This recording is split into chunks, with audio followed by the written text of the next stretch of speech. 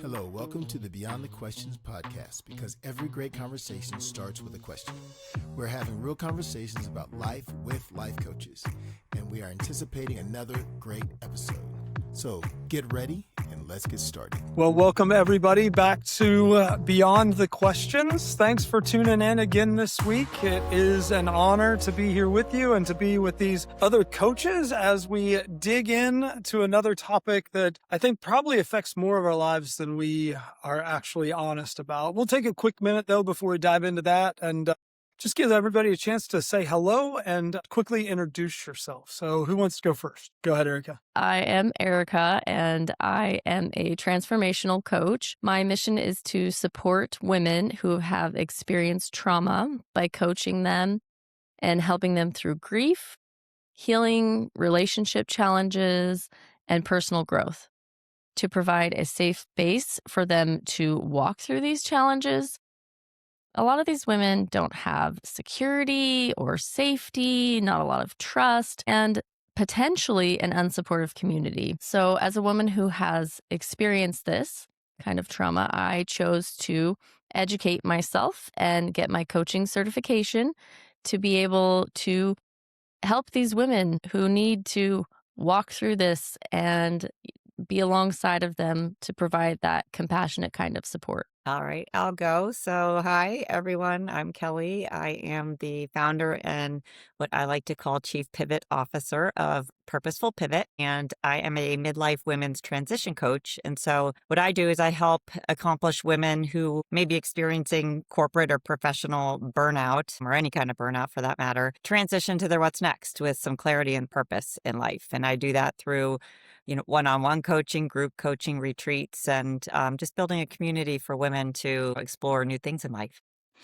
I'm TQ. I run TQ Coaching Solutions, and what we do at TQ Coaching Solutions is really help you if you've got some sort of goal or vision. Maybe you're an entrepreneur. Let's say you are a creator, or you've got these innovative ideas that you're trying to get out there, but you just keep getting stuck. Maybe it's by self-doubt, fear, inaction maybe in the play. We want to help you get through those. And so that's our whole thing, to help you walk through those things that are just getting in the way. So that's what I do. Hey, well, it's great to be here with each one of you. Thanks for tuning in. And so my name is Jason Roten, Jason Roten Coaching. One of the things that I spend a lot of time doing are helping organizations build healthy cultures. I do that through emotional intelligence coaching. And that can benefit your organization or your personal life and relationships in a variety of ways. But that's one of the main things that I get a lot of life from doing as we walk through this. So, all right, guys. So before we get into the serious stuff today, I have a kind of fun question to start off today with. And it's, what's one thing, completely ordinary thing, that feels like a small victory when you complete it as an adult? And by way of example, I'll share that my small victory. So my family, we eat more meals in front of the TV together than we do at the dining room table together. But my small victory is when I go to sit on the couch and I don't have to move the laundry first to be able to sit down and watch TV, right? Like, we're great at getting it washed. We're great at getting it dried. We're not so great at folding it. So there's 2 extra cushions on our couch than we have people, but often it's like shoving the pile or stacking it up. So my small victory is when I can eat dinner and not have to move laundry first. So curious if there's anything like that for you guys. Could piggyback right off of that one. It's just like when all the laundry is folded and I don't have to move the pile, irregardless, because, I've just moved. So I'm not really sure where this, setting is going to be. But The other day, I think I moved it on and off my bed, it wasn't just one day, because I put it on my bed so that it's like, okay, before I go to bed, I will fold this. Then by the time bedtime rolls around, I'm like, nope, taking it back off. I learned a long time ago I'm never going to fold it that night, so there's no point in putting it on the bed. I hear that. I'd love to get at the end of my emails. Majority of them are trash anyway. They're just junk. And so, but hundreds to thousands of emails I've got to get through. And when it's all clear for those 2 minutes, that feels amazing. 2 minutes. Wow, what's mine? Well, I'd say a big victory for me is if I can eat my meal and not end it with a dessert because I'm a total chocoholic or addicted to sugar or something. So if I can actually get through a meal without eating a dessert, I'm very happy with myself. But it takes Nice. much restraint for Is that sure. all meals, like breakfast, lunch, and dinner? Protein bar that has chocolate in it. Yes, so it And is dessert.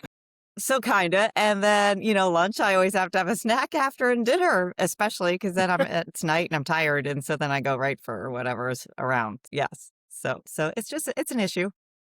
Maybe one of these podcasts will just dedicate to my sugar addiction. It's awesome. I'm going to be of no help because I'll dive into some chocolate chip cookies like nobody's business. All right. So taking that kind of fun, the small things that matter, is there something this past week, something that happened, something somebody said that might have been a small moment, but it meant a lot to you? Maybe it can be in the last 2 weeks. Well, I will go. This last week, I was very, very sick. And my friend, she brought me over some soup.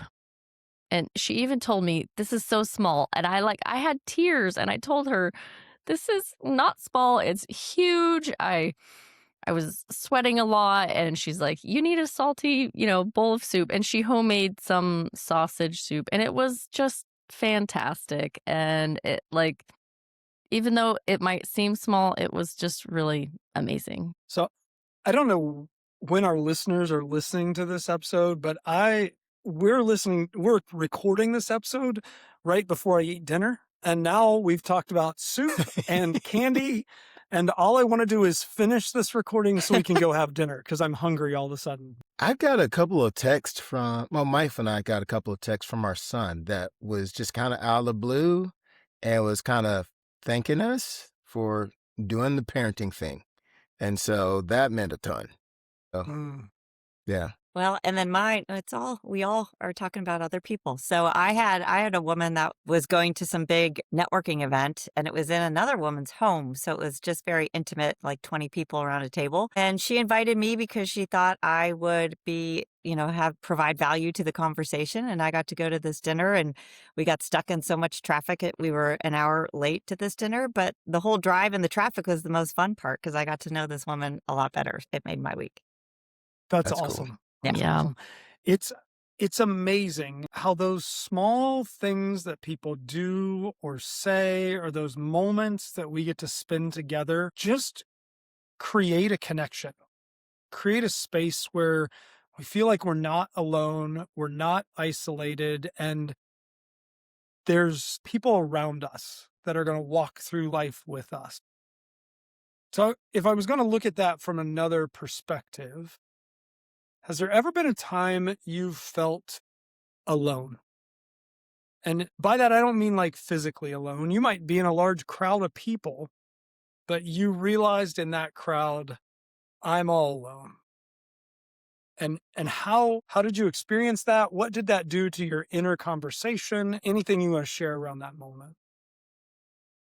Go ahead, Ericka. With that Wow. face, we're going to The take hand it. raise. The For hand those that raise can't is see this, we had a little Yes. hand She just raise raised going her up. hand. Yes. Slow motion hand raise. Also, for those of you who can't see, Ericka, I am very disappointed that there's no snake that you could raise when you wanted to talk. You had to raise your hand. So I'm just okay. saying. Well, next time I'll make sure to put him in a drawer so that when I just want to, pull him out, then I'll be like, oh, he's not there, guys. Hold on. Yeah, our listeners need to know that Ericka has a plethora of animals. And so anyway, we're always wondering what we might see. Yeah, ever You know. guys don't know. I might even have something new. We'll save that for later. Well, I did raise my hand because when you're going through marriage betrayal and then a divorce, this happens all the time. Like I can think, Thanksgiving, family events, even sometimes just at like the grocery store. I am surrounded by people, whether they know what I've gone through or don't know what I've gone through. It's just different. And even though I may have been at the grocery store one time alone by myself and I was fine, but maybe I pass a couple or maybe something triggers it. But sometimes I even have to like stop and then work through them all. And I feel very alone in that moment. Or sitting at Thanksgiving surrounded by my family, I just want to like zone out. I don't want to be there, but I want to be there because I feel alone. It is amazing how you can be surrounded by people and yet no one knows what's going on inside. Like for me, it was more of a corporate setting. Like I knew I was kind of trying to figure my way out of corporate, but just hadn't done it yet. And so, I'm at these big events or big parties or conferences and you're surrounded by people and everybody's laughing and having a good time, and I'm laughing on the outside, but nobody knows that on the inside, I'm like, I can't be here anymore. I need to find my way out of this. Don't know how. And so you feel like you're the only one in the room that is having these feelings Hmm. and you just feel lost even though you're in a huge crowd of people. I hear that. The loneliest, I don't know if it was the loneliest, but a profound lonely time for me was back in college. I went to a small university in Arkansas called Harding University. Mm. I was a track athlete. I was often asked to speak, student leader, just well known. But I was also dealing with some racial tensions that my now wife, but girlfriend at that time, we were trying to work through. And I could say hello, see all these people and wave, and they would say, "Hi, Twan, how you doing?" But nobody really, I felt like people knew about me, but I didn't feel known. And so I found myself really lonely, even to the point where I prayed for God to send me some friends, which he did, which was cool. Some of the best friends I have that I've got over a lifetime. That was a time where, if you just looked at my life on campus, you thought, man, that guy's got it together. And I was pretty lonely. It's this loneliness epidemic that we live in is honestly terrifying because we all just talked about the little things that people did in the last week. A text message, a reach out, a car ride, and we know how important that is. But so often, so many of us find ourselves completely isolated or lonely, and the health benefits or the health detriments of being isolated and alone are terrifying. Loneliness has the same health, long term loneliness has the same health consequences as smoking 17 cigarettes a day. Let that sink in. It will shorten your life. It leads to heart disease. And yet we live in this ever busy, ever fast paced, technology driven time. And with all of these ways to stay connected, I think a lot of us feel alone sometimes, or more times than maybe we'd want to admit. And that's in our personal lives, in our professional lives. So have you guys encountered clients, friends, family who struggle with this kind of stuff? And what do you say to them in those moments? When I'm coaching them through these moments, I generally ask either how they would like to change it, what they would like to do to change it. And sometimes we have to sit there for a while they figure it out. I don't know. I think, like you said, I think a lot of it's technology and social media. You think you're being social, so maybe internally, you think, oh, I have all these friends, I'm social. But in actuality, do you even know half those people? So I feel like you kind of have to take a step back and get off a lot of that, maybe, and put yourself out there so you can meet other people in person. Because nothing competes with actually having in-person conversation with others. But enjoy, I think you have to take some steps and join in with groups or whatever that might get you out of your comfort zone, but you have to do it. Yeah. And you said put yourself out there, Kelly, which I do think that's right. I think some of the loneliness is that we're really scared to do just that because a lot of what we present to the world is our polished self, that, says, hey, I've got it together. I'm doing all the things. And when people, even though we're hurting deep inside, no one really knows that. And we're kind of scared to, one, let people actually see it because we're not really sure how they're going to respond. And then when we do, sometimes we're even wondering, well, what does that say about me? If I risk them knowing the real me, are they, am I just exposing how messed up I am as opposed to am I leaning into maybe find a friend and journey with someone together? So it really depends. When you say put yourself out there, it's a vulnerable state to kind of Hmm. take yourself and go, okay, I'm going to try to connect with this person and see how it goes. Yeah, have you guys ever seen the blue zones? Did you ever watch that or looked at that study? It's like the healthiest cities in the world. Oh, yes. I think there's like 7 blue zones, and they analyzed what made these people live the longest. And one of them was community, and that every single one of these 7 cities, they all lived in communities with other people, and daily lives, they were surrounded by people. And that was a sign of longevity. So it's definitely a proven fact. Yeah. Yeah, it takes me back to, did you guys read the book? And I'm probably going to butcher it because I'm horrible at pronunciations, but Ikigai or Ikigai? Yeah, Ikigai. Yeah. So it Love that. talks about those blue zones. It's Okinawa, Japan, kind of, which just made me think Karate Kid. That'll date me. But about how these people come together in community, and they have something they do even past retirement that gives them their life purpose. But they're the longest living adults on the planet. Like, the young ones are 95. So, Yeah. which is crazy. Yeah. Yeah, So that's anyway. awesome. Well, don't worry, Jason. It doesn't date you because they've, remade it again for the kids. I wasn't going to bring that up, but that is what But happened. Ericka did. It is, but I'm just saying Ralph Macchio is the original and the only Karate Kid. Yeah, I Yeah, don't care who he's else the you want to put there. OG. It is Ralph Macchio. He's the OG. Yes. That's right. I feel even older now that I just said OG, but whatever. So yeah, it's great. TQ, when you work with clients who are struggling with self-doubt, how does connection help those clients? Or how does community help those clients grow? Well, community keeps you from having the conversation with me, myself, and I, right? I mean, when I'm stuck by myself and I don't have a community that's around me, helping me see where things are going well and how to help me lean into those, then I have the conversation. It kind of goes like this. I look at myself and I go, oh man, this is not going to work. And then me jumps in and says, you're probably right, man. And then when it gets to I's like, well, even if I thought something different, you two have already voted. So, what else am I going to do?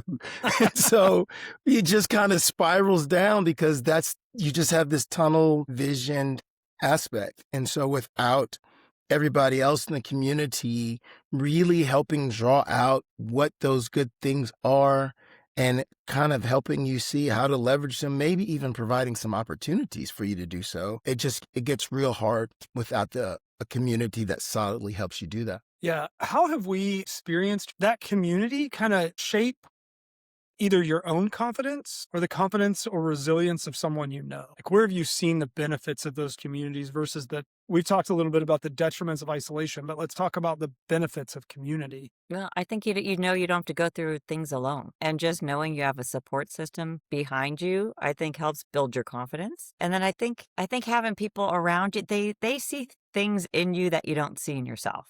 Right. So they see the positives when, like you said, TQ, if you're talking to yourself and you're going down the negative path, they can bring you out of it because they see good things in you that you just don't.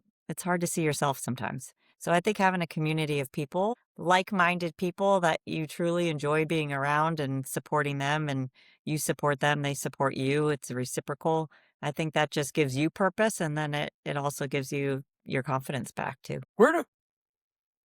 If you're listening right now and you feel alone and you don't know where to start, where would you encourage someone, or how would you encourage someone to go find community? Think about something that they like to do and go find that, whether it be go take a music class or go dancing, or it just, even if it's the smallest thing, go to a softball league or go to a dog park. Like, what do you like to do that other people are doing? You're going to find it out there. Someone else is doing it somewhere. Yeah. And don't just do it in the same perspective. Like, I take my dog to the dog park and let the dog do the thing and stand back by the fence and to see the dog having all the interactions with the other dogs. And I'll be like, oh, my dog is having such a great time. And I'm standing by the fence, just kind of waiting. Then I whistle for the dog to come over and then I leave. Actually using those common things to engage people. I know sometimes we can get scared to go in deep, but if you just go in, even if it's surface, it gets you connected and gets you started. you start having the conversations and you start to see where we do have this in common, or they've had that same experience like I've had. What did you do there? And the next thing you know, the conversation can go deeper as you get more comfortable with each other and really start to go, man, this person really gets me and I get them. Yeah, you don't want your dog building better community than you, TQ. That's right. Just say it. Yeah, and if I can push a little bit, just because we all just talked about being in a space surrounded by people but feeling alone, right? Like, so we know that happens all the time. So maybe think back, when was the last time you made a new friend? And what's that for I think there are people out there who are really struggling.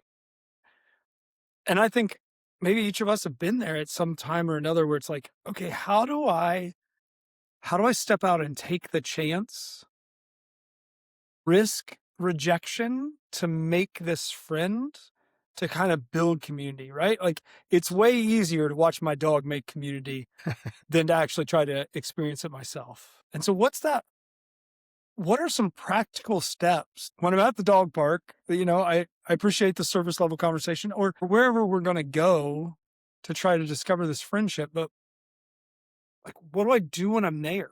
Well, I have an example. I mean, I was, newer to the area and found I found a group online actually that it's a bunch of girls that get together and do different activities. I'm like, all right, I'm just going to go by myself. Usually I don't like to go to events unless I have like a buddy next to me that'll go with me. But I just went by myself, and it was like this thing where you go and you plant plants and make your own little takeaway plant. I'm like, all right, I know nobody here. The room's full of people, but they put you at tables, and I got next to, a bunch of really nice girls and started talking to one, and then she introduced me to another, and now like the three of us are really good friends. So I think it's easier said than done, but sometimes you just have to put yourself out in the open and being willing to go and be vulnerable. And I think you have to be curious about the other people, ask questions about them. If you're not confident in yourself, go get inquisitive about the other people that you're meeting and start asking them some questions and see where the conversation goes. But definitely not an easy thing to do, but definitely rewarding too. Was anyone encouraging you to go do that, Kellie? No, I just said, I don't have any friends in this area, and I'm not going to make them if I don't do something about it. So I just went. Yeah, I mean, I was a nervous wreck driving there. I'm at a place I didn't know where I was going. I'm making like these potted plants, and I can't keep a single plant alive, but I'm going to go plant one anyways and bring it home. And I don't know. And mine did die, by the way, because I can't keep plants alive. And it was a succulent. Nobody can kill succulents, but I did. So moral of the story is the plant didn't survive, but a friendship did. So there you go. It's not about the plant. Kellie, maybe I should introduce you to my wife. You guys could probably be friends, because There you go. we buy her Lego flowers now because you can't kill those. So, because she also killed some succulents, and I was like, who kills succulents? So yeah. Okay, I'm not the only one. So, Yay. yeah. I think one of the things that we need to consider when we're kind of breaking in and trying to start these relationships is that there's a lie that says, I'm the only one.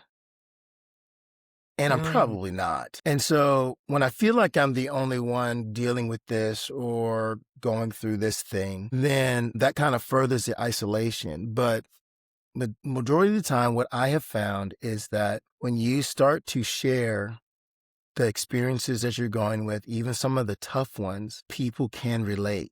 It's a hard world out there, and we're all living in it. And so if we will go ahead and go, you know what? People are people, and I'm just going to kind of jump in and throw some things out there, quit telling myself that, oh, there's not going to be anybody. They're never going to care. I'm the only one like this. I think if we can shake that up, that will help alleviate some of the fear, and I can go ahead and engage with these people where they are and let them know where I am as well. Ericka, do you need to go to the dog park? I do not need to go to the dog park Okay, all right. right all right. now. It's not old enough to go to the dog park yet. Okay, speaking of new critters that live in Erica's house. Yeah, what was that, Ericka? Tell us Maybe all. at the end I will show you. What I did want to say is that it also takes consistency, right? And I will throw myself out there with this example, but it keeps coming to my mind. My child, when we moved here, I started taking them to it's just like a children's group at the church.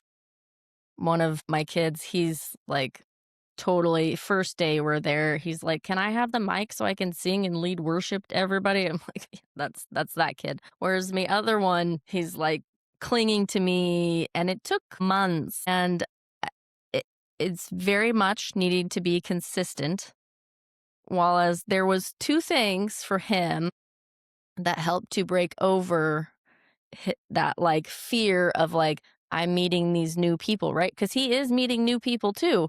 I want him to meet friends and be in a community where, he's got kids like him that he can talk to other kids and just have friends. Well, back to the snake again. Snuck the snake into church. Little did I know that was worship night for the kids.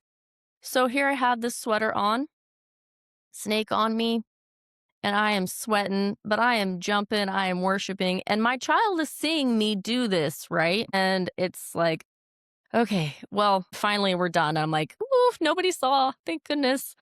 Whereas my child's like, Mom, I want to tell my teacher. And so I tell the teacher. She's shocked, of course. Well, of course she calls me. I knew I was going to get in trouble for that one. And then, right, it opened up a conversation for her to ask, what reasons is he struggling? And, it took consistency to get there. It took showing him, right? He's got this mom that is willing to do this. While also then other people, I had to be vulnerable now to allow other people in to our circle so that they could also help him. So I think that it can be you know, there's multifactorial, and like I consistently had to keep going. He would have just sat in the back and talked to nobody. But it's like, nope, let's just keep going. Let's keep doing this and we'll get there. And before anybody writes in, no, Ericka does not attend a snake handling church. She got reprimanded for taking the snake to church. So we're not endorsing snake handling churches. You guys do your own thing, but that's not what we're endorsing here. So, yeah. So when you're in those seasons, and I think we're all there, we can talk about our kids being there, but we're in that place where something feels uncertain. It feels scary. We don't know what to do. What kind of support is helpful in those places? Jason, do you mean just in general when we're going through these things, or do you mean as we're trying to build relationships? Yeah, I think it's as we're trying to build relationships, as we're trying to, obviously Erica's son's trying to navigate a new place in that space. He's experiencing some kind of transition he's going through. Okay, so this is Ericka gives us random movie quotes that we don't understand or know about from last episode. I'll give you a show and I just keep giving you old references. I think I'm about ready. Cheers. When I think about connection, I think about Cheers. When the one character, everybody knows what I'm talking about, walks in the bar, everybody yells, "Hey, Norm," because everybody knows who Norm is. But there are other random characters that are floating around in the background that every once in a while in an episode got drawn into the storyline, right? I wonder what it looks like to live or experience Cheers in 2026. Like, we live in this isolated world. TQ, your statement, the statistics stick to it. None of us are alone in this. The numbers are growing about isolation. And so I just wonder, what is the support that you need as you navigate that change, those uncertain times, taking the risk to step out? If there's something we could offer that would be helpful. Well, I think, and maybe this is just, I think whatever you're doing, whatever transition you're doing or new group you're trying to become part of, I think it helps to talk it out, like to say it out loud. So maybe it's with a loved one or just somebody that knows you and tell them what you're trying to do. Because I think if it all lives in your head and you never get it out, it becomes a problem. But if you get the support from people around you, then maybe you're not as afraid to go out and do some bigger things. And I think it starts too with yourself. You have to have a mindset where you're ready to grow. You're going to try something new and scary, and it could go a couple different ways, but you're okay with that. And you just need, I think the support you need is just kind of either people around you, or if it's a big life kind of change, it's getting support from, maybe it's a mentor or a group or a coach or a colleague, whatever. I think a lot of times people don't know how to ask for support. So I think you need to talk about it and ask. Having that safe person or safe space to ask. or maybe even just to talk it out with them. As we kind of been towards wrapping it up a little bit, what's a relationship that you're most thankful for right now? Maybe it's somebody who's been an encouragement to you, someone who's come alongside you when you felt alone. There's someone out there that you just want to recognize in this podcast and say, hey, thanks. First and foremost has been my wife. I mentioned her before, but she has, we've gone through several different transitions in our life. And every time that I get to experience her I know throughout the whole that she's amazing, but it just gets highlighted every time that we go through something that's tough together. She just shines really bright. And so I'd have to start with her. But I have a group of people that are praying for me. I send a text thread out to them, which I need to update that as I say this, but they know what's kind of going on. They know what's happening with the coaching business, ups and downs I'm trying to do and trying to start this thing. They know kind of what's going on with my family, because just because I'm starting a business doesn't mean that family stuff just goes like smoothly, you know? And I'm able to reach out and let them know things. And even when I don't, sometimes they reach out to me and just tell me what they've been praying about unprompted, which is very cool. And so I would even say, even if you don't believe in prayer at all, just having that group of people that is concerned about you, that you can tap into is worth it. You know, make your list. It doesn't have to be long, but if you were able to make that list, and those people who you know care about you, want you, they're your big cheerleaders, want you to succeed, they're the ones who really kind of help me, especially when things get really rough. Well, I'll back that up, TQ. I think mine starts at home too. It's my wife. She's an elementary school teacher, and we've lived in 5 different states, which means she's had to get 5 different teaching licenses along the way. And, you just think about people who've been through it all with you. For sure, that's her. But I think recently, there's a pastor in town, and her name is Nicole.